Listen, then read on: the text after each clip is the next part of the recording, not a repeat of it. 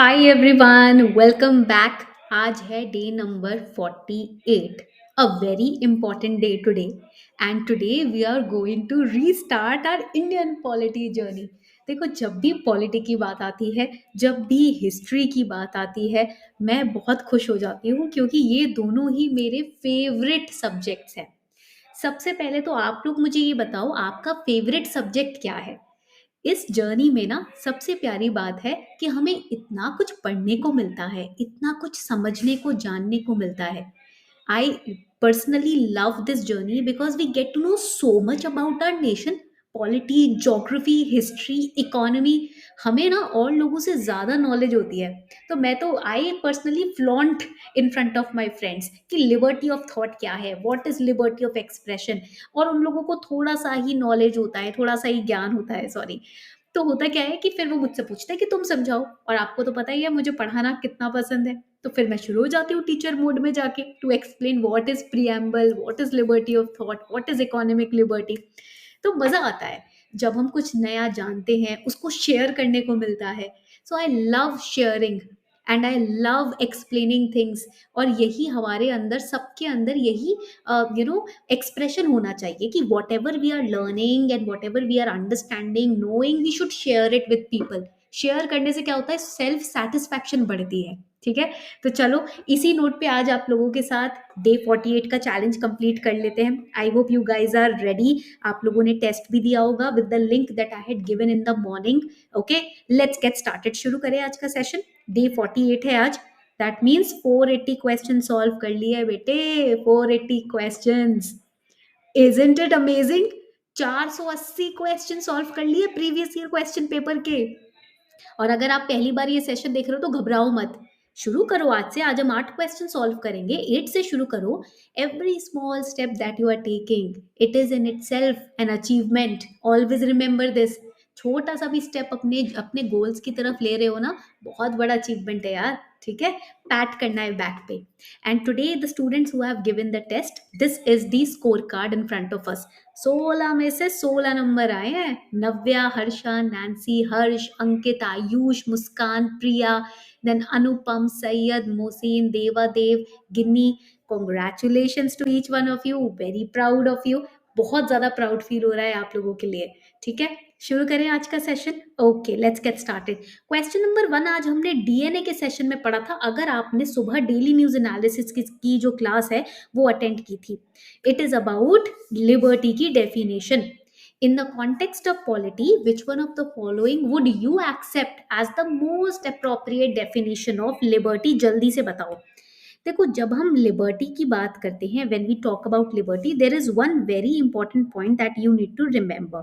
ठीक है, तो लिबर्टी होता क्या है? लिबर्टी मतलब जब आप आजादी देते हो किसी को, दैट इज लिबर्टी ना।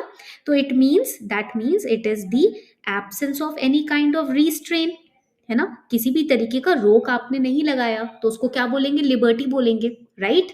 अब now when there is absence of restraint, this is alone not liberty, there should be opportunities. ठीक है, तो लिखो कि यहां पर you should also provide opportunities.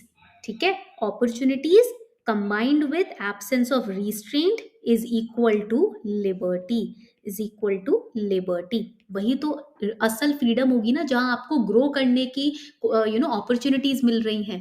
है ना, तो दैट इज लिबर्टी। तो यहाँ करेक्ट आंसर क्या हो जाएगा? Let me know. Yes, very good. Correct answer is D, opportunity to develop oneself fully. और वो मौका कब मिलता है? जब कोई रिस्ट्रेंट या रोक ना हो, और जब आपको अपॉर्चुनिटीज मिल रही हो, तभी आपको लिबर्टी मिलती है। यहां तक पॉइंट क्लियर हो गया सभी को? That is equivalent to liberty, absence of restraint and give the providing of opportunities to people, that exactly is liberty. ठीक है, यहां तक पॉइंट क्लियर हो गया। अब देखिए, एक पॉइंट याद रखना है, इसमें क्वेश्चन में पूछा गया था कि आपके हिसाब से आप क्या एक्सेप्ट करोगे as the most appropriate definition of liberty. तो जब हम लिबर्टी की बात करते हैं ना, liberty is conceived by the preamble. Okay, it is conceived by the preamble or fundamental right, and it is not absolute. It is not absolute, but it is qualified in nature. It is qualified in nature. पूरी तरीके से absolute नहीं है अगर fundamental right में दिया हुआ है, बट क्वालिफाइड है, सर्टन एक्सेप्शंस भी होते हैं। You can't go on doing whatever the whatever your mind और हार्ट विशेस, क्योंकि then it has to maintain law and order also. ठीक है, पॉइंट क्लियर हो गया। चलिए सेकंड क्वेश्चन पे आ जाते हैं। In India, which of the following review the independent regulators in sectors like telecommunications, insurance, electricity, etc.? Bharat में विच ऑफ द फॉलोइंग, कौन इनमें से ऐसी कमिटीज या ऐसे ऑर्गेनाइजेशन है जो इंडिपेंडेंट रेगुलेटर्स को इन टेलीकम्युनिकेशन सेक्टर, इंश्योरेंस सेक्टर, इनको रिव्यू करते हैं? Ad hoc committee set up by the parliament, parliamentary department related standing committees, finance commission, financial sector legislative reforms commission और नीति आयोग। जल्दी से बताओ करेक्ट आंसर इस केस में क्या होगा? What will be the correct answer in this case? I am waiting for your answers. मैं आपके आंसर का वेट कर रही हूँ। अरे वाह, वेरी वेरी गुड, सब लोग पढ़ के आए हो मतलब। करेक्ट आंसर हियर इज, यहाँ पर करेक्ट आंसर है, it is A.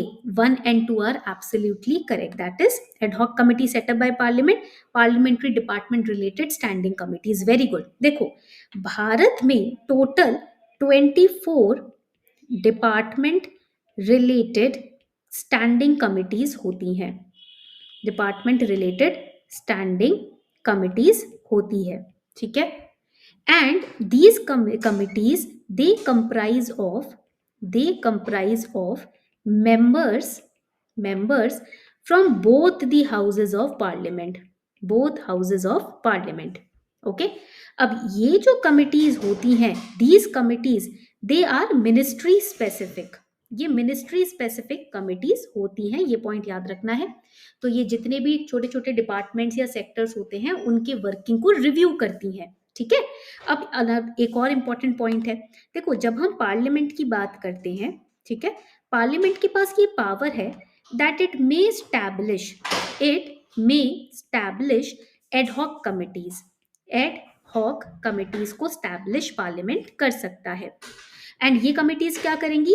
They will review the working of regulators. जैसे आपको मैंने बताया ना, telecommunication sector, insurance sector, electricity sector, ठीक है। तो उनकी वर्किंग को रिव्यू करने के लिए एडहॉक कमिटी को स्टैब्लिश किया जा सकता है, ठीक है। यहां तक पॉइंट क्लियर हो गया। अब यहां पर जब हम फाइनेंस कमीशन और नीति आयोग की बात करते हैं, ठीक है, फाइनेंस कमीशन और नीति आयोग, तो ये जो है इनका नेचर एडवाइजरी होता है। इट्स नेचर इज एडवाइजरी, ठीक है। तो ये रिव्यू नहीं करती, ये एडवाइस देती हैं, ठीक है। वहीं अगर financial sector legislative reforms commission की अगर हम बात करें तो ये क्या करता है? राइट इट डाउन, इसको फाइनेंशियल लेजिस्लेशन को रिव्यू करने के लिए बनाया गया है। जो भी फाइनेंशियल लेजिस्लेशंस होते हैं उनको रिव्यू करने का काम होता है किसका? Financial sector legislative reforms commission का। इसीलिए only 1 and 2 are absolutely correct, ठीक है। पॉइंट क्लियर हो गया क्यों करेक्ट है? ओके, थर्ड क्वेश्चन पे आ जाते हैं। बहुत ही इंपॉर्टेंट और बहुत ही ज्यादा सीरियस क्वेश्चन है, इसको ध्यान से पढ़ना है। कंसिडर द फॉलोइंग स्टेटमेंट्स, ये स्टेटमेंट्स दिए हैं, इनको कंसिडर करना है। द मोशन टू इम्पीच अ जज of supreme court of India can not be rejected by speaker of Lok Sabha as per जजेस एक्ट 1968। सेकेंड स्टेटमेंट पढ़ो जल्दी से और जल्दी से आंसर करो। मैं आप लोगों के आंसर का वेट कर रही हूं। चलो, let's see how many of you are marking the question correctly. Okay, very good. Correct answer is 3 and 4. C is the correct answer in this case. बहुत बढ़िया। देखो जब हम 3 और 4 बिल्कुल करेक्ट हैं, ठीक है, 1 and 2 आर इनकरेक्ट। जब हम बात करते हैं सुप्रीम कोर्ट के जज का, ठीक है, when we are talking about judge of the Supreme Court, it may be removed from office through a motion which is adopted by the parliament on grounds of proven misbehavior। क्या ground use किया जाता है? Proven misbehaviour. Prove हो गया हो कि misbehave किया है, प्रूवन मिसबिहेवियर और इनकैपेसिटी, ये पॉइंट याद रखना है, ठीक है। नाउ जब हम जजेस इंक्वायरी एक्ट की बात करते हैं, व्हेन वी टॉक अबाउट जजेस inquiry act, what it does, it regulates the procedure it regulates the procedure which is related to the removal of judges, ठीक है, of Supreme Court by by impeachment, by impeachment, ठीक है। तो statement 3 आपका बिल्कुल correct है, ये point यहां पर याद रखना है, ठीक है। नाउ इसमें लिखा हुआ है constitution defines and gives details, नहीं, that is wrong. Parliament remove कर सकता है अगर मिसबिहेवियर प्रूव हो गया हो, ठीक है, डिफाइन नहीं किया गया है। ऑल राइट, क्वेश्चन नंबर 4 पर आ जाते हैं। Let us go to question number 4। ये सबसे इजी क्वेश्चन है क्योंकि ये मैंने रिसेंटली पढ़ाया था डीएनए की क्लास में। देखते हैं कितने बच्चे इसको करेक्टली मार्क करेंगे। Under which schedule of the constitution of India can the transfer of tribal land to private parties be for mining be declared null and void? अभी रैट होल माइनिंग भी हुआ है तो इसीलिए ये टॉपिक इंपॉर्टेंट हो जाता है, ठीक है। रैट होल माइनिंग भूलना मत, पढ़ना है, करंट अफेयर्स में आया था नवंबर में, ठीक है। चलो जल्दी से बताओ correct answer to this question क्या होगा। करेक्ट आंसर, आप जो आंसर बोलोगे मैं तो वही मार्क करूंगी। वेरी गुड, बहुत बढ़िया। Yes, it is fifth schedule. Fifth schedule is the correct answer. देखो जब हम फिफ्थ शेड्यूल की बात करते हैं, ये पॉइंट याद रखना है कि जब हम इंडियन कॉन्स्टिट्यूशन की बात करते हैं ना, when we talk about the Indian constitution autonomy provide करता है, ठीक है, किसको? ट्राइबल एरियाज को, ठीक है। किस चीज के लिए? गवर्नेंस के लिए। It provides autonomy for governance. और फिफ्थ शेड्यूल जब आ जाता है, when we talk about the fifth schedule, remember it is related to administration and it is related to control of scheduled areas and scheduled tribes. जब हम sixth schedule की बात करते हैं, सिक्स्थ शेड्यूल बात करता है administration of tribal areas of Assam, of Meghalaya, Tripura and Mizoram, ठीक है। पॉइंट क्लियर हो गया? ऑल राइट, आगे बढ़ते हैं। क्वेश्चन नंबर 5 पे आ जाते हैं। अब ये क्वेश्चन बड़ा दिख रहा है बट है सबसे easy question. With reference to the constitution of India, prohibitions और लिमिटेशंस और provisions which are contained in ordinary laws cannot act as prohibition or limitation on constitutional powers under article 142। Article 142 news में था, अगर आप लोगों को याद हो तो। Article 142 was in news if you guys remember। हमने ये अच्छे से पढ़ा भी है। देखते हैं कितने बच्चे इसको करेक्टली मार्क करेंगे। Let's see how many of you can mark it correctly. जल्दी से बताओ करेक्ट आंसर।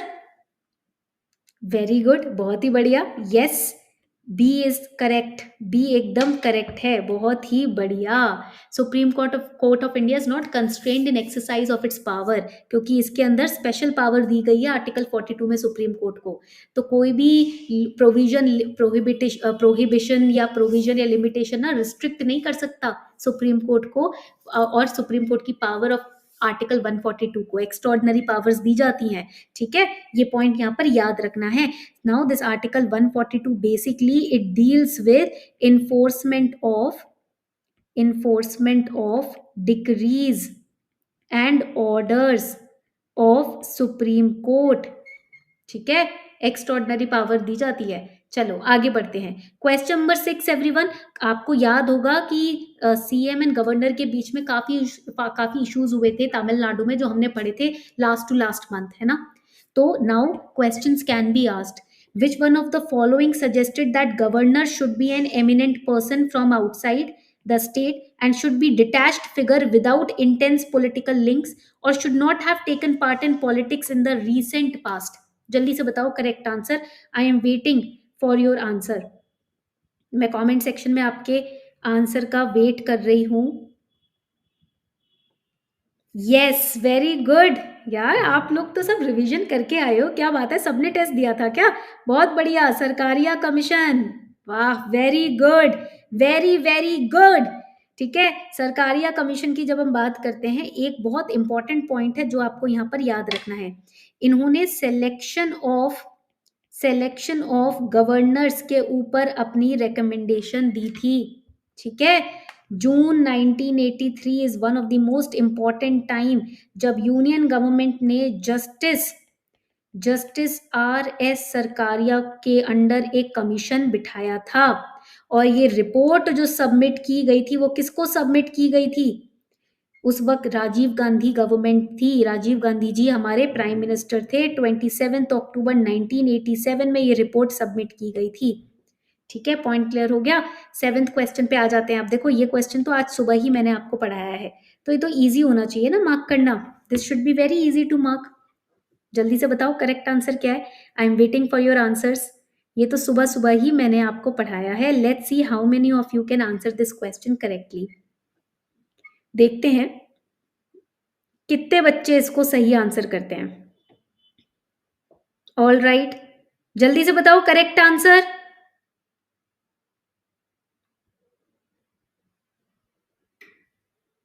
ऑल राइट, ठीक है। I am waiting for your answers everyone. Very very good, all of the above, C is the correct answer. बहुत बढ़िया। आज ही तो हमने पढ़ा है इलेक्टोरल बॉन्ड स्कीम। एसबीआई से गवर्नमेंट सुप्रीम कोर्ट क्या मांग रही है? डिटेल्स मांग रही है 2019 से लेकर 2024 तक जो भी इलेक्टोरल बॉन्ड्स आपसे खरीदे गए हैं उसका डेटा हमको बताओ with the name of the person who has purchase the electoral bond and किस पार्टी को डोनेट किया गया है पैसा। Right, very good. Eighth question आपका होमवर्क क्वेश्चन है। अगर आप लोगों ने अभी तक टेस्ट नहीं दिया है तो this is the time for you. Office of profit हमेशा न्यूज में रहता है, इस बार भी न्यूज में था last month. You have to tell me the correct answer to this question in the comment section. ठीक है, ये आपका होमवर्क क्वेश्चन है आज का। पीवाईक्यू सॉल्व करने में मजा आता है ना, हमें पता चलता है कि क्या कॉन्सेप्ट्स इंपॉर्टेंट है। For example standing committees news में होती हैं, लिबर्टी के ऊपर, लिबरल डेमोक्रेसी के ऊपर आर्टिकल आज ही आया है हिंदू न्यूज़पेपर में। Then supreme court is always in news. Tribal areas की एडमिनिस्ट्रेशन के बारे में हमेशा न्यूज में चलता रहता है। Sixth schedule was in the newspaper, article 142 was in the newspaper. कैसे क्वेश्चन इनके ऊपर बन सकते हैं? You can understand that through PYQs only, nothing else, है ना। So give more and more test, give more and more PYQs and super कलाम को रोज अपनी प्रिपरेशन में यूज करना है। Ask MCQs with Super Kalam so that you can practice different MCQs on the topics that you have prepared today. Okay? So on this note, we are wrapping up the session everyone. Thank you so much for participating in the class. अगर आपको classes में मजा आ रहा है ना तो एक बार नीचे कमेंट सेक्शन में थम्स अप जरूर छोड़ना as feedback. It acts as a booster for me. Okay, चलो, thank you so much everyone, all the best.